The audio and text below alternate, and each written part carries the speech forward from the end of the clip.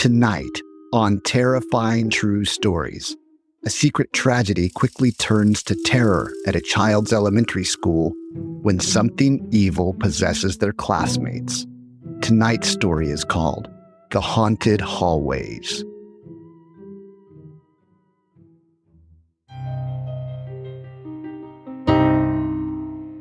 When I was in 6th grade, I and a group of friends called ourselves ghost hunting around the school. I had this ability where I could touch things and I could see the past of it. I'm pretty sure I can still do that now. I just have not practiced that in a while, since my youth, actually. I told my friends this, and it's about, maybe 4 or 5 of us. And we all go to the auditorium of the school. This is, around the last days of school where, you can go and visit your classrooms and teach other teachers and friends and stuff. It's kind of like a chill, period at the end of the year. So we went to the auditorium to do ghost hunting. I figured that would be a nice place to start. It always seemed majestic and dark and mysterious. So we went there. I put my hand on the door and I started seeing some things. This door was a door on a stage, by the way. I started seeing a image of a girl in the auditorium, and I started to see smoke and flames and calamity all around her. And, I had wondered what exactly was going on, but it seems as if she suffered from smoke inhalation. I took my hand off of the door and I told my friends.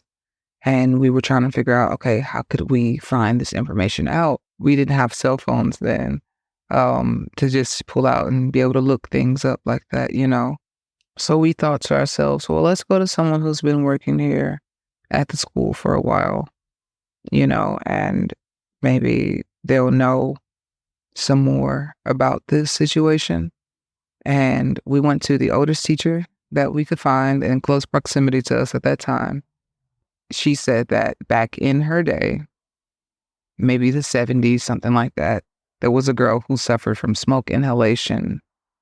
And my friends began to hoot and holler because they just were stunned that she confirmed something that I had saw. And I was shocked as well because I was like, oh, wow, maybe there's something to this. And so we decided to, try to ask her more questions. And she's like, that didn't happen. It didn't happen. Y'all go back to class. It didn't happen. Forget everything I said. It didn't happen because I guess she figured maybe I should not have put that information out there. But she already confirmed it, So we go back to the auditorium and we were just like, okay, let's try to communicate with her. And another girl walks in. This girl is, I believe she's on the cheerleading team at the time, and they're about to do a pep rally, and, she was getting ready for rehearsal, and she asked us why we were in there, and, she chuckled when we told her why. But as she approached the door to leave, she began to have stomach pains. That's what it seemed to look like. And she was bent over and she started crying. And, she was just fine a few seconds ago, and then she was crying. And so the girls that were in the group went to go over and check on her to see how she was doing. And, she was not responding. And so we set her down and we were going to go get some help until, I began to realize that maybe she's not responding because she's possessed. I knew only minute things about spirituality, if that, at that time. But one thing I did know to do and that I did do was, and I still do, was keep a crucifix or a rosary. And I kept that rosary with me at the time because you never know what you could find. And I'm very conscious of, the light side and the dark side. And so I told my friends that were around me to gather around and we were going to pray. If this doesn't work, we're going to go get some help. And so I held up the rosary in front of her face. It was a rosary that I found. It was glass beads. It was a gorgeous rosary.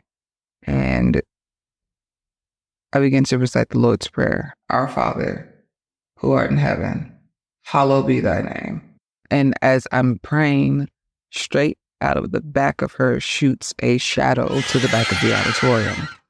It begins to run, and then it looks at us and disappears into nothing. And at that same time, my friend looked to me and he said, "Did you see that?" And I said, "Yes, I did." And she instantly was better and she left. She did not speak to us. She just left.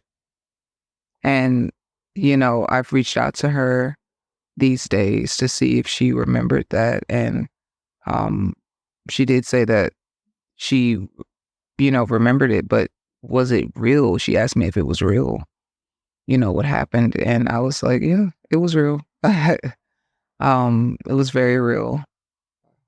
The next day, I did not go to school.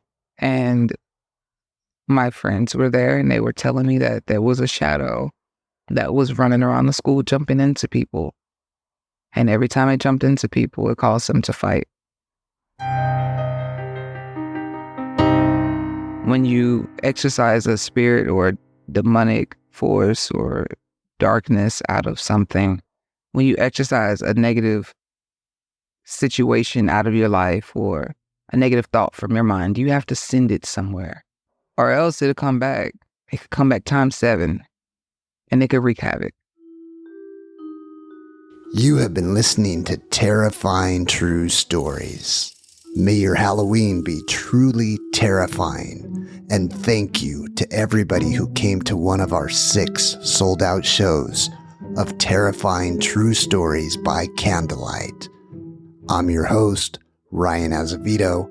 I'll see you in your nightmares.